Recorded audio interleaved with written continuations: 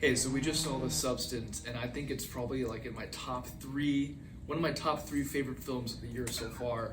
It's so good, and I when I first saw the trailer, I wanted to see it because Margaret Qualley looks so fucking hot. She looks so hot in the She's movie, very attractive. and Demi Moore also looks great. Looks She's great. a beautiful woman, yeah. She's great too. But the overall, like, I haven't seen anything from the director. I can't remember her name. I'll put it up here. I think she's done like one other feature. This is her second film. But like, it's a very simple premise. Just you get this serum and then you just, like, I guess, inject it into yourself and you grow a better version of yourself. But then you have to basically share like the lifespan, like 1 week on, 1 week on the next thing.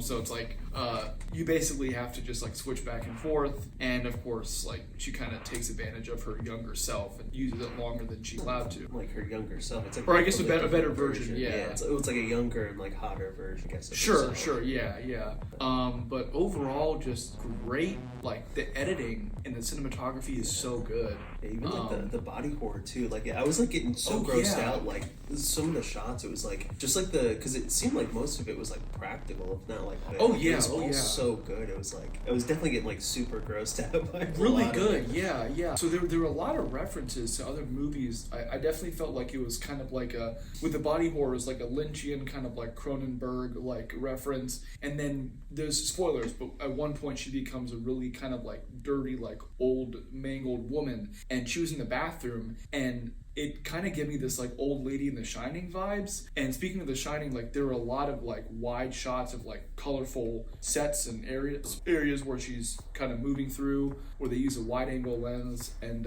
one scene where she's like spraying blood in like a hallway, which just kind of reminds me of like The Shining scene where like the elevator opens, blood. And then the one scene in the beginning where she gets mad because like Demi Moore, she was looking at this like globe of like her, I guess, when she was younger, and then she gets mad, she throws it at like the picture of herself. And it reminded me of like when one of like the chicks from Watchmen, like Snyder's Watchmen, like 2007, threw like that thing. It was like kind of slow motion in a sense. And that was, I don't know, like the longer it went on, the longer it kind of felt, and the ending part kind of dragged a little bit. Definitely. Like, I think like a lot of that could have kind of been like shortened up. Like, just like once she turned into like the weird like mutated monster thing, it was like. It was super gross and cool looking, but then I feel like it just kind of like dragged on a little too long. Yeah. Like, but the overall message, just women aging and society, especially like showmanship and like the whole show business, it kind of throws them aside, and like they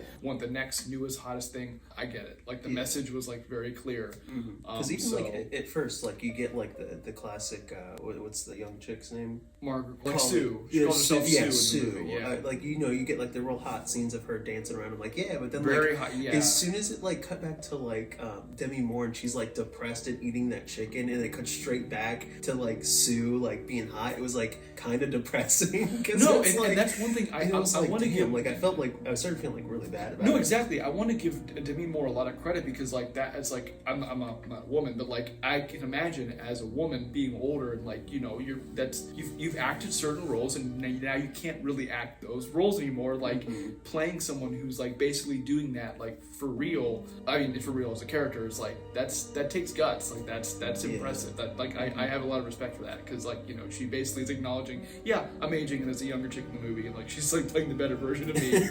And the movie's making me look disgusting with like prosthetics and stuff, and that was like props to her. Like, her acting was like really good, super good. And Dennis Quaid is so funny. Oh my god, he's so funny. He was so funny and like over the top. Yeah. And every time he's screen, it was just like, god damn. No, that was really good.